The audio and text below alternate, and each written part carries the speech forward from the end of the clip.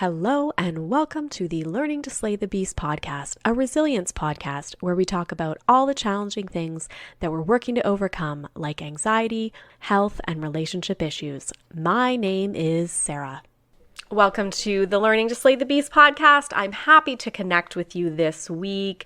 We are going to be speaking about supporting our children with a pediatric occupational therapist named Samantha Goldman.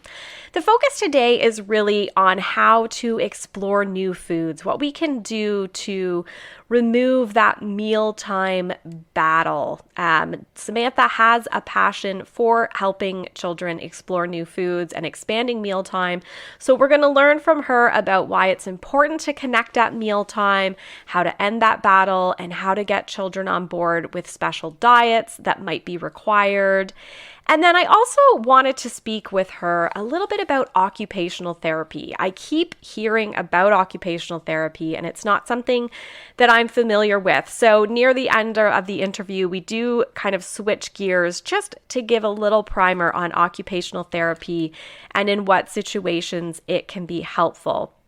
I think you're going to find this episode useful if you have ever had that mealtime battle with your children. It's just a new perspective that Samantha is talking about in terms of how we can communicate and work through those mealtime issues with our children. And as always, it really sounds like it comes a lot down to listening and taking their feedback about what's important to them. So please join me in welcoming Samantha Goldman. So welcome, Samantha, to the podcast. I'm happy to connect with you today. Thank you. Thank you so much for having me. I'm so excited to get started. Perfect. So why don't we start with you providing us a little bit about your background in terms of being a pediatric occupational therapist? Yeah. So my name is Samantha Goldman. My background is as a pediatric occupational therapist. And I have worked both in the hospital systems and in the outpatient clinics. So in my own personal business, I actually don't offer occupational therapy. In my own personal business, I teach parents how to help their kids explore new foods and increase their variety the fun way. So my focus in my own personal business is really educating the parents.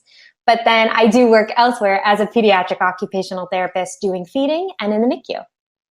Oh, okay. Awesome. So yeah, definitely a lot going on. Sounds like you're busy for sure. So let's start with the exploring new foods and mealtime piece. Why is it so important for parents to really connect with children at mealtime?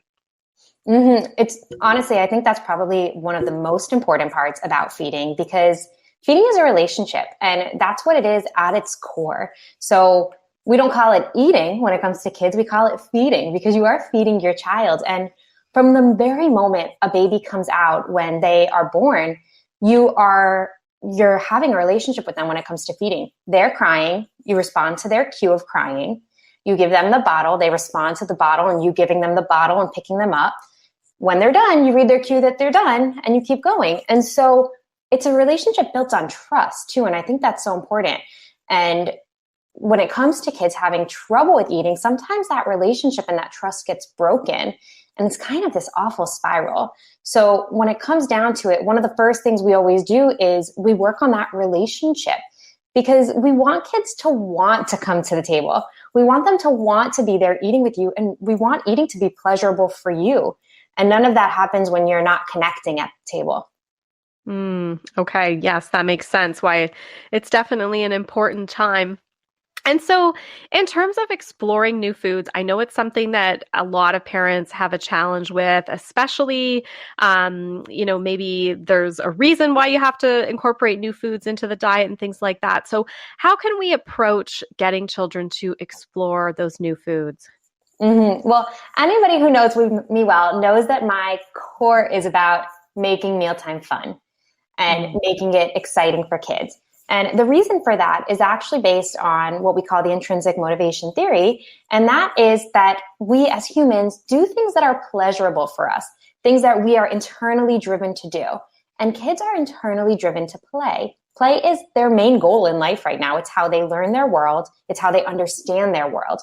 And so we teach them at school, they're learning through play. When we teach them even sometimes like to go to the bathroom, we're singing fun songs, we have books. And yet when it comes to the table, for some reason, we don't carry that over to there. But when we do, when we carry over that play, it really helps kids explore new foods and become comfortable with them. So usually when kids are having a hard time eating, it's kind of this mealtime battle. You put it on their plate and you have to take a bite. You need to try that. You have to take a bite before you get up. And they're not really learning anything there. They're taking a bite to make you happy and to keep going and to keep moving. But they're not actually learning. They're not enjoying it, that's for sure. And it doesn't motivate them to want to do it more. So when we talk about how to do it, how I want my parents to do this is it's really hard. So I could say, I want to take away the pressure. But right now, a lot of the parents, their kids are eating with that pressure. So I do kind of want to put an asterisk, beside this and say, if you totally change what you're doing, their intake might decrease at first. So the very first thing I recommend to like any parent is to start by probably meeting with like a dietitian or your pediatrician and getting a true indication of your child's nutrition. They usually will run a blood panel. So you as the parent have a really good idea of, okay, this is how much my child is eating. I am okay to make some changes. They are getting enough nutrition. So that's kind of like my asterisk there is before you make a lot of changes, you need to know what's going on. From there, when I tell parents to explore new foods, I usually tell them to do it in a fun way with no pressure. So that could look anything like exploring it away from the table by reading books about new foods, to gardening, to, going to the table and actually working on those foods. So say we're going to explore broccoli, I'm going to put it on their plate, a really small piece. I always recommend a small piece when it's a new food. And talking about a tree instead of calling it a broccoli. Look at my tree. My tree can stand. My tree is tall. How tall is your tree? And instead working on it in a playful way. Yeah, that's really interesting because you're right. There's some kind of a weird, serious connotation around dinner time in particular. I think it's maybe just growing up, it's like we just always saw this as kind of this serious time where, I've seen maybe a little more play around lunch. If you look at the recent lunchbox trends of doing bento boxes with different, cut in different ways type food and shapes and stuff like that. But yeah, we don't see a lot of that at dinner time. So that's really interesting. I like that. Yeah. And I think a lot of people too, when you think of that, you think of, well, that's bad manners. And we were all brought up, especially in the time that, we grew up as mealtime manners are really important. And so, yes, the messy play and the food play, it can be sometimes seen as bad manners, but there's a way to do it and there's a way to work on it that is not that. So I always recommend to parents before you start food play, kind of setting boundaries around that. Food stays on the table because chances are if you don't say that, it is going to end up everywhere. But setting those boundaries ahead of time and being okay, food stays on the table. And, the way you play can be different too. So some parents, they are going to dig full in. They're going to play the games. Other parents might not be ready for that. And that's okay. Playing with your food can be as simple as, can you make a letter with your food? Can you stack your food? And just letting them have some opportunities to explore it instead of jumping right to those bites. Okay. Yeah, that makes a lot of sense. And so I know there are probably parents that are already into the mealtime battle. It's just the way that it's become and they're not really sure what to do next. What else can they do to kind of move past that mentality and still focus on the nutrition piece that maybe they're focused on now? Yeah, well, I think the very first thing to kind of realize here is the mealtime battle is your child communicating something with you. So as an OT, I don't really believe personally in, they're having behaviors, they're behaving bad.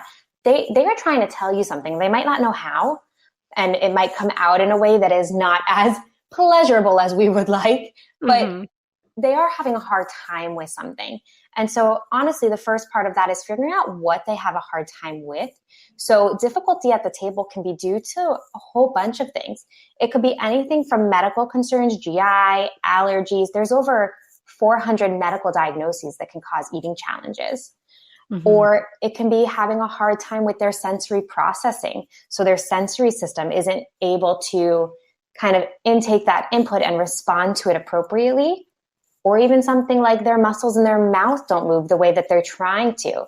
So they might not be able to tell you exactly what this is, but so that first part is trying to get to the bottom of it. So what exactly is going on here? Why is this hard for them? Because once we know that, we really can have a better idea of how to move past and how to keep going. And then when it comes to how to move past that mentality, but still get that nutrition that they want. So there is a book and a theory by Ellen Satter called The Division of Responsibility. And it's based on the premise that parents and children have different roles at the table. So a parent's role is to decide what food is being served that night, when they eat it, and where they eat it. The child's role is to decide how much of something to eat and what to eat from their plate. And so again, we go back to that relationship. When a parent tries to take over their child's roles, or when a child tries to take over a parent's roles, that's really where a lot of those mealtime battles start. So the first is kind of getting to the point where you guys can trust each other at the table, because then you feel confident that they're getting the nutrition and they feel confident that you're not going to overstep and try and force them to eat something they don't want to, or they're not ready to. That makes a lot of sense. And I've kind of always subscribed to the, I'm not going to tell you, you have to eat something. We actually, you mentioned like health issues, and I did have that happen with my daughter. She was always like a picky eater as a little one, like about a year old, and more onto the like very healthy foods. And I just was like, oh, this is like very unexpected. She likes, salmon and vegetables, but she doesn't like cookies and cake. And so it was kind of an odd case, but it turned out it was an egg allergy. And so, any food that had egg baked into it, when she would put to her lips, was burning the lips, right? And so she wouldn't eat it. But it took a while to figure that out, because she couldn't tell me, like, hey, I'm having an allergic reaction to eggs. So, it made me be like really attuned that, we need to understand that they're telling us something, and there's a reason for what they're doing. Yeah, that's so sad that she was feeling that. I am actually a big proponent of a team approach. And so sometimes when parents come to me, I will send them, I'm going to say, go to GI, go to an allergist, go to a dietitian, and rule these things out. Because there's usually something kind of going on, and we just got to figure out what that thing is. And it seems like a lot of appointments, and it seems like a lot of people, but we want to make sure we're kind of covering our bases and we're not missing something here. Yeah, no, for sure. And so kind of continuing on that medical piece, do you have any recommendations for those of us who are trying to implement like special diets for our children that have been recommended through like a health practitioner?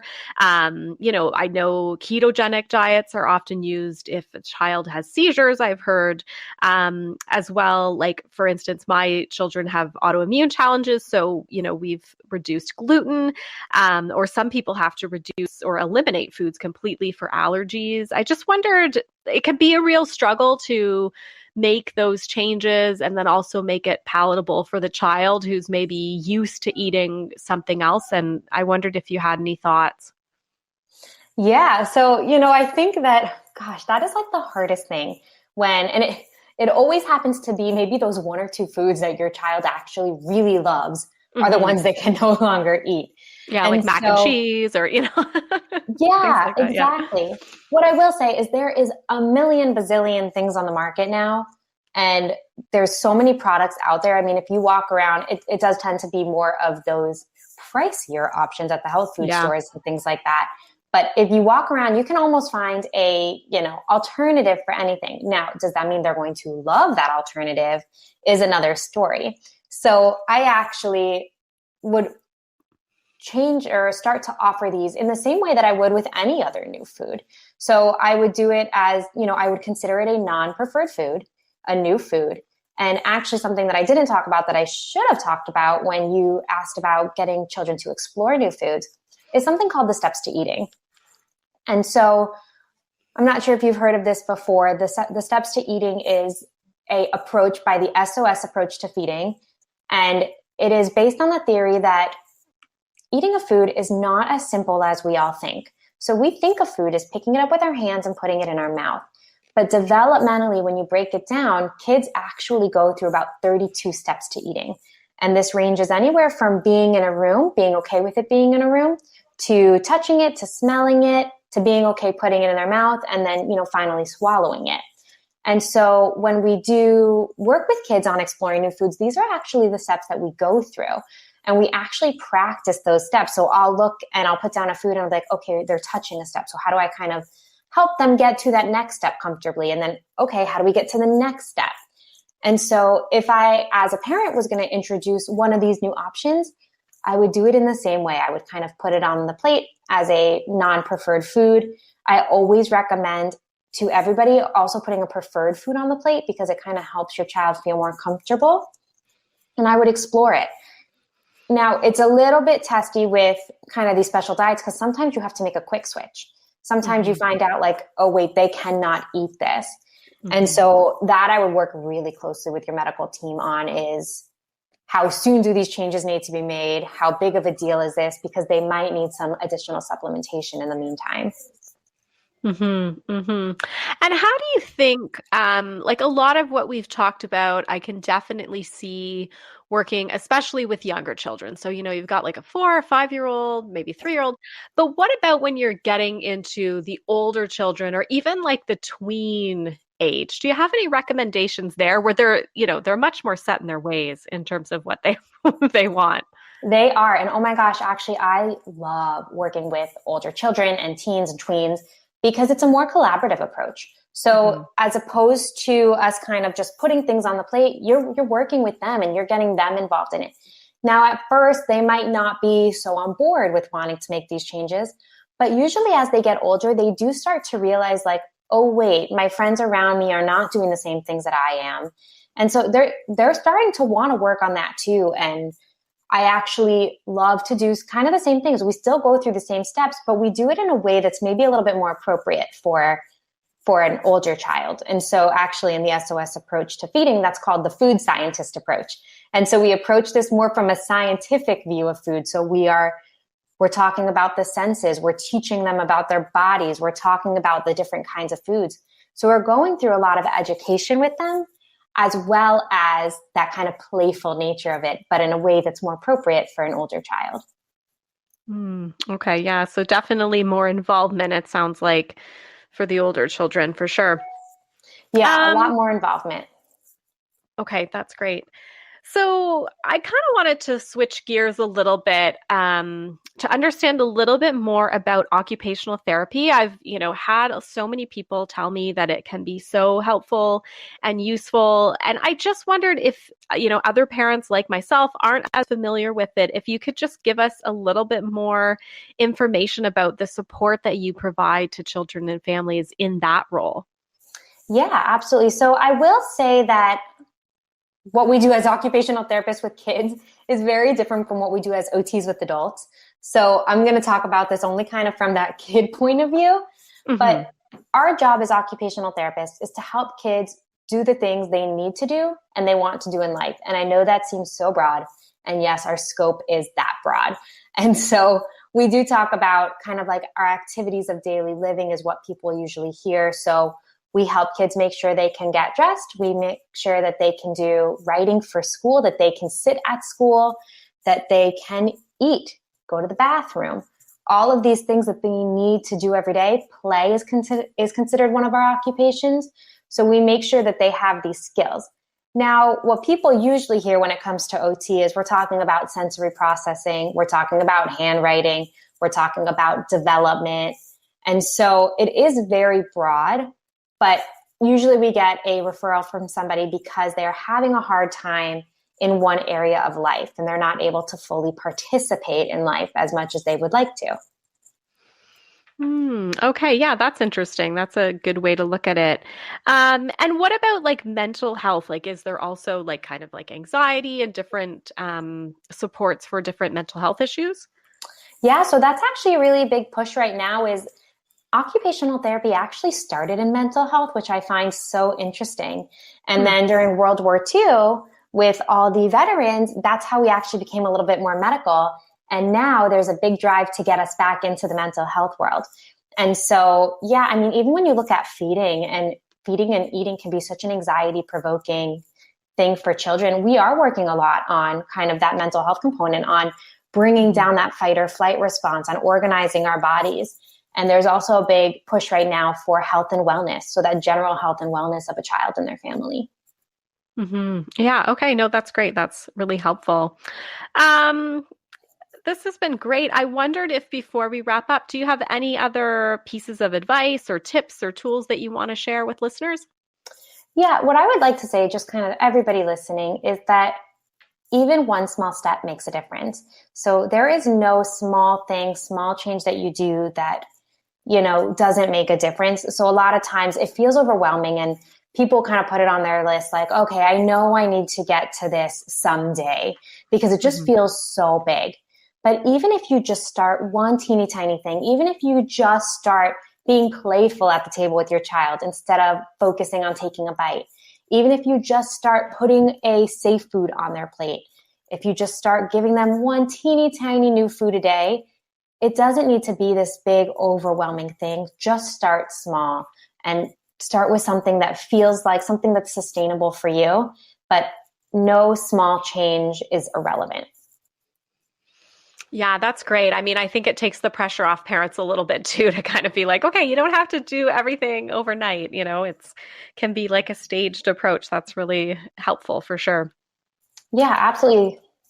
So, how can listeners find out more about you? Is there a social media place, a website where they could maybe connect with you in the future? Yeah, absolutely. I do have a very active Instagram account. So it's at Dr. Sam Goldman. And I do have a podcast that just launched a couple weeks ago, and that is the Food Explorers podcast. So if you go to at Dr. Sam Goldman on Instagram, my link in bio has the podcast, it has my free resources, and it also has all the information about my services for parents. Okay, that sounds great. I will definitely check that out, and I will link it up in the show notes so people can just click on all of those links and find you there. So, thank you so much for your time today. This has been really helpful, and I think people will definitely have gotten some little tips and tricks to help them out with mealtime and all of the challenges that go along with that. Thank you so much for having me.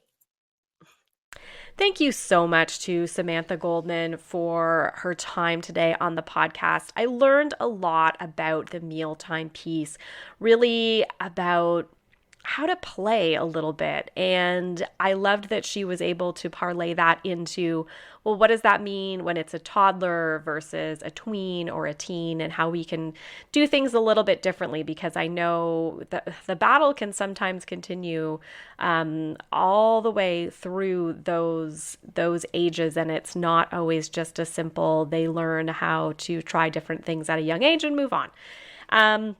And I really liked the focus on the fact that the child's really trying to communicate with you sometimes, and not just to look at it, in such an autocratic way where we're saying, oh, well, this is what I say you need to eat, and so this is what you need to eat, and really set our children up for positive relationships with food, and, sitting down and enjoying meals and taking that time in their day. I think it's so important. We know it's important to social connections. It's also, important for them to sit and feel nourished and satiated. And that's a lot done when we can relax at mealtime and spend time together in sort of a positive environment. So I loved that.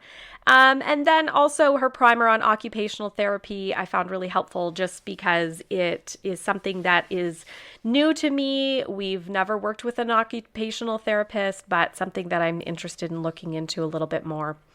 If you'd like to find out more from Samantha Goldman, please visit her Instagram at Dr. Sam Goldman. And also, she mentioned her podcast, Food Explorers, which should be really interesting to check out. So I hope you enjoyed this episode and that you learned a little bit, something new about exploring foods, maybe for yourself, maybe even that's something that you're looking to do on your own, and then also with respect to children. If you do have any ideas for future shows on the Learning to Slay the Beast podcast, I'm always happy to hear from you. You can reach out to me through my Instagram at SarahLadyGluten or by email at reallifeprojectco@gmail.com. Always love the ideas. It helps me to direct where to go and what everybody is interested in learning a little bit more about. Thanks a lot and have a good week. Thank you for listening to the Learning to Slay the Beast podcast. Please keep in mind, this podcast is not intended to be medical or professional advice. If you'd like to hear more from me, you can follow me on social media, Instagram and TikTok at SarahLadyGluten or Facebook, Sarah_gluten-free-lady. You can also visit my website, which includes author information, speaking information, and more info on the podcast at www.se-german.com. If you like the podcast, please feel free to review the podcast on your favorite platform and also subscribe because it means that it will show up for you every week on your favorite podcast platform. Also, we've just started to have the ability to support the podcast. You can find this link in my Instagram bio or visit Ko-fi, ko-fi.com/learning to slay the beasts. Thanks again for listening and have a great week.